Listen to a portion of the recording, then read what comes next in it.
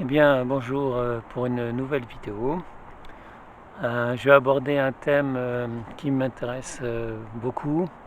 Il s'agit de la vie et de la mort. Donc, c'est un thème qui n'est pas, comment dire, dont on parle pas beaucoup parce que les gens n'ont pas trop envie de parler de ça.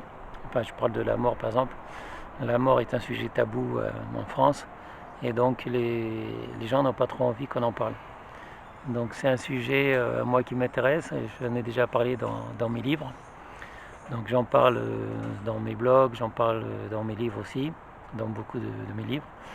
Et là, je suis pas trop à l'aise avec les vidéos pour l'instant, comme je l'ai déjà dit dans des vidéos précédentes. Moi, je suis plus à l'aise quand j'écris que quand je parle. Donc j'ai toujours été un peu timide. Et le but aussi de ces vidéos pour moi, c'est d'arriver à ce que je m'exprime plus facilement et donc arriver évidemment à être moins timide, à m'exprimer plus facilement donc à l'oral, alors que déjà à l'écrit, bon ben je suis à l'aise. Et donc c'est un peu dans ce sens-là que je fais ces vidéos. Donc il y a aussi d'autres raisons, c'est que les gens aussi n'ont pas plus trop envie de lire actuellement. Donc depuis de nombreuses années déjà et de plus en plus, les gens passent moins de temps à lire des livres et ils préfèrent regarder des vidéos.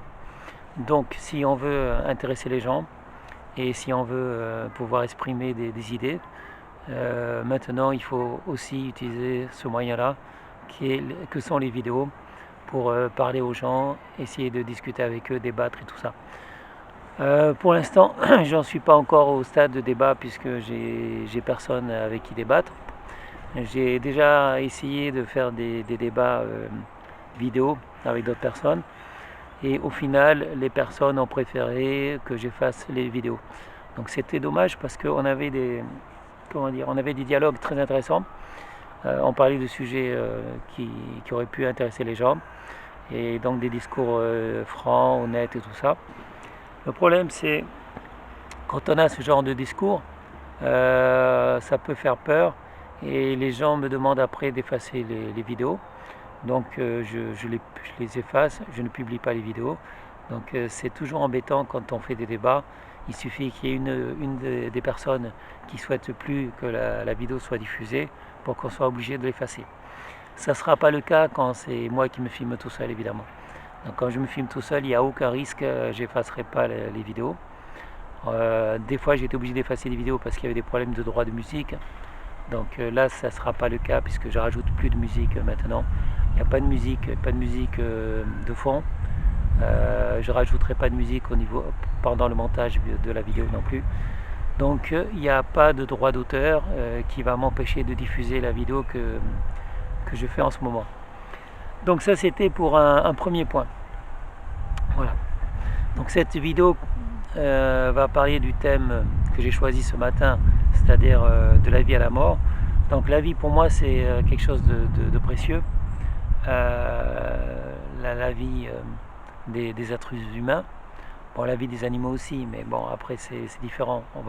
Je ne vais pas rentrer dans ce cadre-là. Je ne vais pas parler des animaux pour l'instant parce que c'est un autre débat. On pourrait parler des chiens, des chats, des animaux domestiques, donc on pourrait parler aussi des animaux sauvages. Évidemment, chaque vie est importante. Donc voilà, mais ça c'est un autre débat. Donc pour l'instant, je ne vais pas aborder la vie des animaux, donc je resterai sur la vie des humains. Donc chaque être humain est important et chaque vie donc précieuse, puisqu'il y a un adage qui dit qu'on ne vit qu'une fois.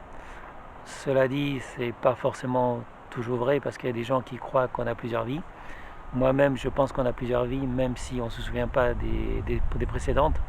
Donc je pense effectivement comme les bouddhistes qu'on a effectivement plusieurs vies, qu'on a eu des vies précédentes et qu'après la mort on aura d'autres vies. Mais ça c'est pas un autre débat en fait. On va pas rentrer dans ce cadre-là.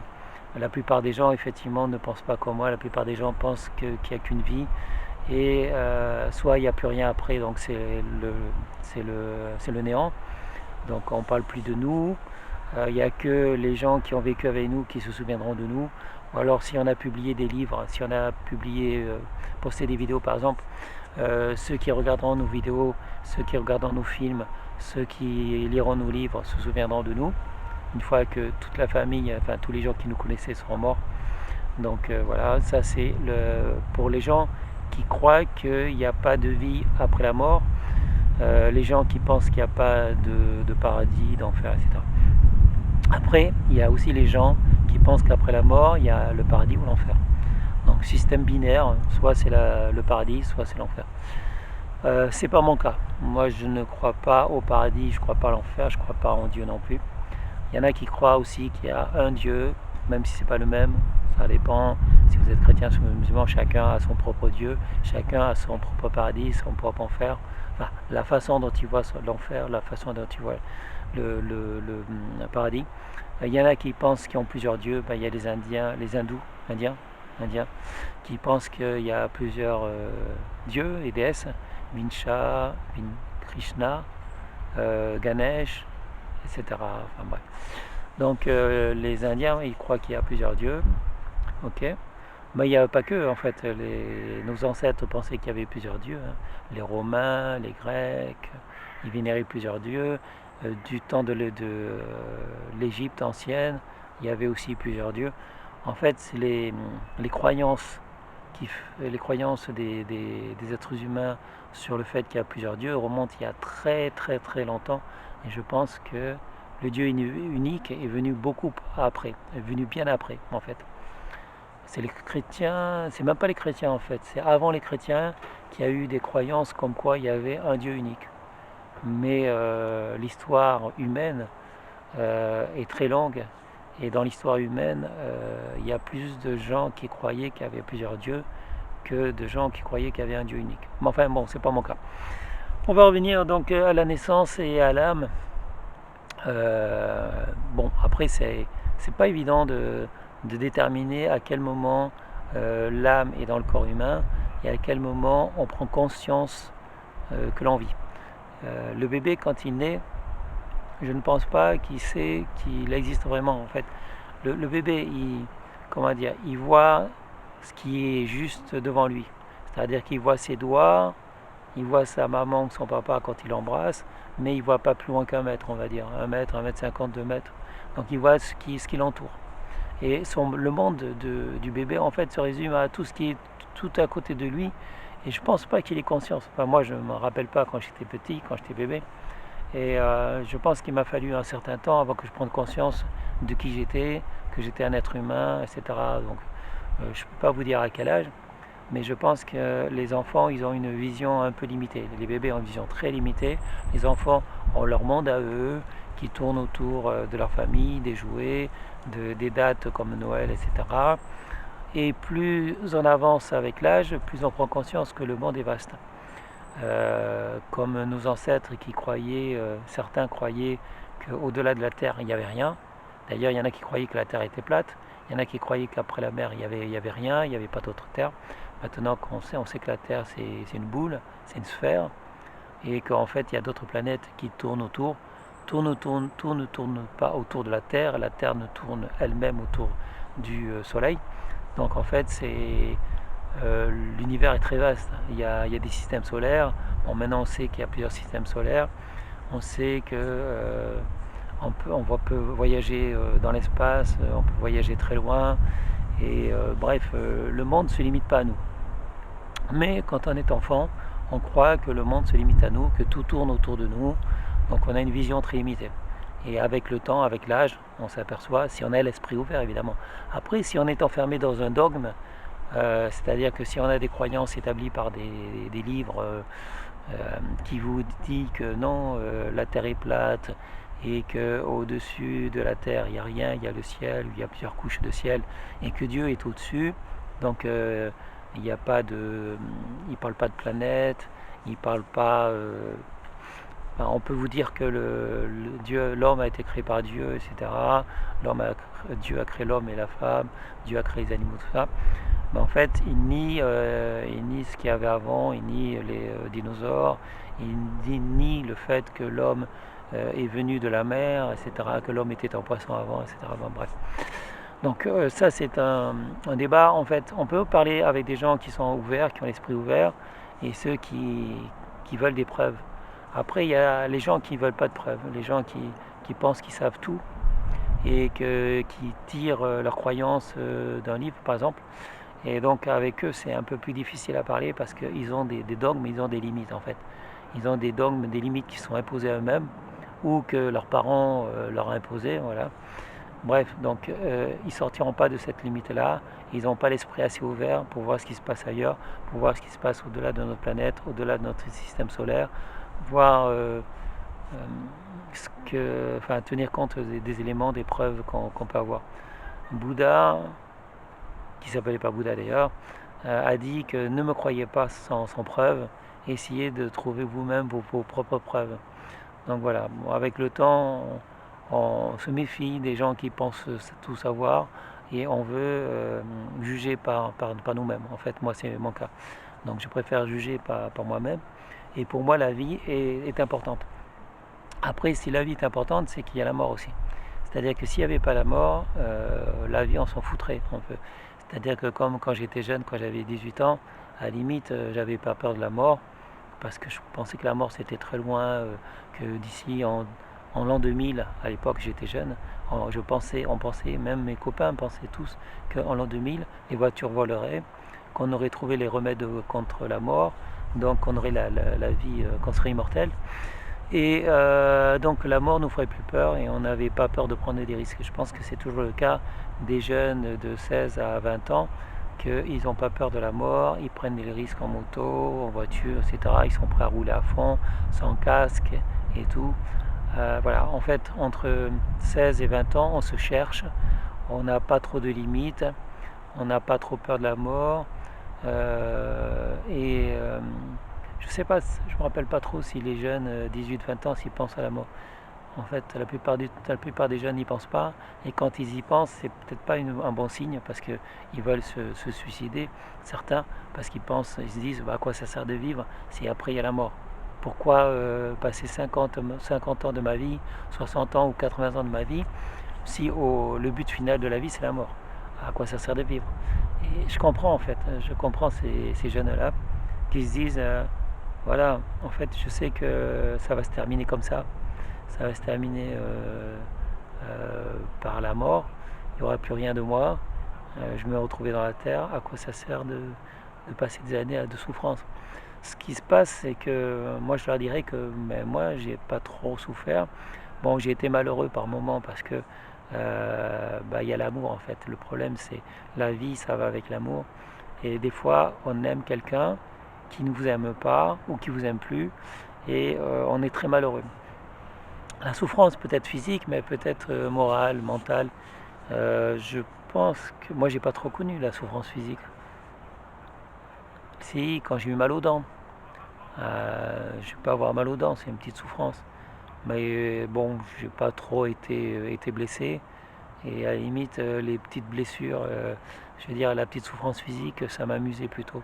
Les migraines, ça m'amusait pas. À un moment donné, je faisais de la boxe taille. Et en fait, avoir des migraines à cause des coups sur la tête, ça m'amusait pas trop. Donc j'ai arrêté de prendre des coups sur la tête. Et je me porte mieux. Enfin, physiquement, j'ai 57 ans. J'ai mal nulle part. J'ai pas mal au dos. J'ai pas mal au ventre. J'ai pas mal à la tête. J'ai 57 ans et physiquement, je me porte bien. D'ailleurs, je mesure enfin, 1m75 et je pèse 68,5 kg. Donc en fait, physiquement, je me sens à l'aise. Je me sens parfait. Je peux pratiquer du sport. Je peux faire ce que je veux. Je peux courir si je veux. Je suis pas malade. Je pense que ça a pu durer comme ça pendant au moins 10 ans. Tant que je reste mince, tant que ma santé est bonne, je pense que ça peut durer longtemps comme ça. La vie, moi je dirais aux jeunes, la vie, elle est faite pour être vécue. C'est-à-dire que, bon, après, il faut peut-être pas trop penser à la mort. Et si vous pensez trop à la mort, vous ne vivrez peut-être pas votre vie. Il faut savoir que la mort peut vous donner envie de vivre aussi. C'est-à-dire, il faut profiter de la vie. L'amour, c'est un peu délicat, c'est un sujet délicat parce que je peux dire il faut aimer, parce que moi j'ai eu la chance d'aimer et d'être aimé, mais en même temps c'est la source de souffrance. C'est-à-dire que quand vous êtes amoureux, vous pouvez également souffrir. En fait, c'est ouvrir, être amoureux, c'est ouvrir une porte. C'est-à-dire ouvrir la porte à quelqu'un, c'est-à-dire que quelqu'un rentre dans votre vie, que ce soit une femme, que ce soit vos enfants. Le jour où cette personne s'en va, elle décède par exemple, bah, vous pouvez souffrir, c'est atroce. C'est une souffrance morale. Bon, il n'y a pas trop de limites à la souffrance morale. Après, si c'est comment dire, un être aimé, une femme par exemple, que vous avez perdu, je peux vous dire que vous en connaîtrez d'autres, et c'est la vie. Et c'est les conseils qu'on m'a moi-même donnés, que moi-même j'ai déjà donné à d'autres personnes. C'est-à-dire que vous avez été malheureux à cause de quelqu'un parce que la personne, elle est partie pour un autre. Bon, c'est des choses qui arrivent, mais vous allez trouver quelqu'un d'autre après. Et même si c'est pas le même amour, même si c'est pas aussi intense, la vie vaut quand même la peine d'être vécue. Et pas forcément pour, comment dire, euh, il n'y a pas que l'amour dans la vie. La vie vaut être vécue pour d'autres raisons. Par exemple, ça peut être pour le plaisir de manger, le plaisir de se balader, le plaisir de faire des voyages, le plaisir d'avoir des amis, etc. Il y a tellement de plaisir dans la vie. Je crois que ma batterie elle est rouge. Je pense que c'est pas bon parce que je pense que je vais plus pouvoir filmer longtemps. Je crois qu'on va arrêter là. On va faire une première partie et on continuera peut-être un autre jour, demain ou après-demain, parce qu'il faut que je recharge la batterie. Je sais pas ce que c'est. Je sais pas en fait si ma batterie est chargée ou pas. J'ai un petit signal, j'ai deux signaux. En haut à gauche c'est vert et en bas à droite c'est rouge. Donc je suis pas sûr de la qualité. En plus j'ai utilisé un micro. Donc au-dessus du caméscope j'ai utilisé un petit micro dessus. Et donc je sais pas ce que ça va donner au niveau du son. Donc c'est un sujet, la vie et la mort, c'est un sujet qui peut être très long et qui mérite sûrement plusieurs vidéos. Donc je continuerai par la suite, mais je vais d'abord voir la qualité de la vidéo. Et ce qui se passera, là on est au mois d'août, ce qui se passera, déjà je peux vous le dire pour l'hiver, c'est que je pourrais peut-être pas filmer dans le parc parce qu'il y aura la pluie, le sol sera mouillé, il y aura peut-être du froid, tout ça. Donc j'ai prévu de filmer chez moi à la maison devant un écran vert. Donc ça me permettra de mettre en fond soit une photo, un décor, soit je mettrai une vidéo, enfin on verra bien, je verrai bien, ça sera selon l'humeur, tout ça. Mais en plus ça me permettra d'éviter d'avoir des bruits de fond. Là ça va ce matin parce qu'il n'y a pas trop de vent, il n'y a pas de vent, il n'y a pas trop de bruit non plus où je suis. Voilà. Bon, j'aime bien filmer derrière un arbre parce que l'arbre, c'est le signe de la vie aussi. L'arbre, il vit, il naît, il vit, il meurt, mais il est costaud. Il est costaud, il tient, voilà, il est toujours là, quoi. L'arbre, c'est un élément que j'aime bien. Bon, moi, je vais en terminer pour cette première vidéo sur le sujet de la vie et la mort. C'est un sujet assez vaste. Vous m'en parlerez si vous voulez, vous me mettez des messages. Et on continuera ce débat, en fait, ce sujet. C'est pas un débat, en fait, puisque je suis tout seul. Mais bon, ça m'intéresse d'en parler avec vous. Et vous pouvez toujours me mettre des messages. Et peut-être un jour, ça sera un débat parce qu'il y aura d'autres personnes. Le problème du débat, il faut que les personnes acceptent d'être filmées, acceptent qu'on publie la vidéo. Donc, voilà, c'est toujours, c'est pas évident. Certaines personnes n'aiment pas se voir vidéo ou ont peur des critiques aussi. Il y a toujours le problème des haters. Les haters, c'est les gens qui, par défaut, vont détester tout ce que vous faites. Vous pouvez faire ce que vous voulez, il y aura toujours des haters, toujours des gens pour détester les vidéos, pour dire du mal de ce que vous faites. C'est des gens qui aiment dire du mal, en fait. C'est un plaisir comme un autre, en fait. Il y a des gens qui ont des hobbies. Moi, j'aime bien faire des vidéos, même si je ne suis pas très à l'aise, en fait, quand je parle. J'aime bien faire des vidéos. Et il y a des gens qui aiment bien dire du mal des autres. Voilà, il y aura toujours des gens pour dire du mal des autres, dire du mal des vidéos. Bon, mais c'est pas grave, on s'en fout en fait.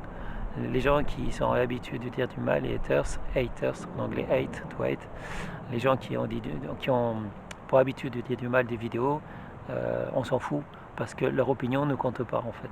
C'est des gens qui sont comme ça, voilà, on s'en fout. Ça n'apporte rien, leur critique n'apporte rien. on sait qu'ils aiment dire du mal. Bon. Voilà, donc c'est la fin de cette première vidéo. Il me tarde de voir si le son était bon. Et c'est un sujet tellement vaste. J'ai écrit là-dessus sur le thème de la mort. Et voilà, je vous dirai un peu plus ce que j'en pense. Et en tout cas, la vie vaut la peine d'être vécue. Il y a des jeunes qui ont des idées de suicide. Avant de vous suicider, parlez-en avec d'autres personnes. Parlez-en avec votre famille, parlez-en avec vos amis. Il y a même des jeunes qui en ont parlé avec moi, c'est-à-dire que je ne connaissais pas du tout. Il y a une fille qui habite à Toulouse, de l'autre côté de la France. Je lui ai fait un petit coucou si elle me voit, si elle voit cette vidéo. Cette fille qui est jeune, qui habite du côté de Toulouse, m'avait envoyé des messages pour me dire qu'elle avait vu mes vidéos et qu'elle avait des problèmes. Donc elle voulait en parler avec moi. Donc moi ça ne me dérange pas, donc maintenant je pense qu'elle va mieux. Cette fille, j'ai pas de nouvelles d'elle depuis longtemps. Ça doit faire plus d'un an. Donc j'espère que ça va mieux, mais je pense que c'est le cas. Elle avait des problèmes aussi, mais bon, je ne rentrerai pas dans un sujet, c'est un sujet intime. Elle a des problèmes avec quelqu'un. Et d'où l'envie de mettre le fin à ses jours, etc. Donc quels que soient vos soucis, en fait, dans son cas-là, elle, bon, je lui conseille de voir avec la police parce que c'était des problèmes importants. Et moi, je ne pouvais pas l'aider, en fait. Le seul conseil que je pouvais lui donner, c'est elle avait une amie, parlez-en avec sa copine, allez toutes les deux voir la police parce que c'était des problèmes graves. Donc par moment, le seul conseil que vous pouvez donner à quelqu'un, c'est elle a des problèmes importants, c'est la police en fait. Donc, mais dans d'autres cas, il suffit d'en parler. Dans d'autres cas, il suffit d'en parler à quelqu'un, un ami, un copain. Des fois, je conseille les parents. Voilà. Ça peut être du harcèlement, vous pouvez être harcelé par quelqu'un comme c'était le cas pour cette fille. Ça peut être plein de sujets, mais dans tous les cas, avant de faire quelque chose de grave, parlez-en à quelqu'un. Il y a la police qui est là aussi pour ça. Après, des fois la police, ça dépend sur qui on tombe. Des fois les gens, même dans les bureaux de police, ils ne sont pas forcément très sympathiques, très ouverts. Vous pouvez tomber sur quelqu'un qui est ouvert, qui acceptera de parler avec vous. Voilà, après, bon, ça dépend. Si la personne, si elle est fatiguée, si elle est énervée, si elle n'a pas envie de prendre des positions, si elle pense que ça ne la concerne pas, voilà. Bon, en attendant, vous pouvez toujours parler avec moi et je vous souhaite une bonne journée et à bientôt pour une prochaine vidéo. À bientôt, au revoir.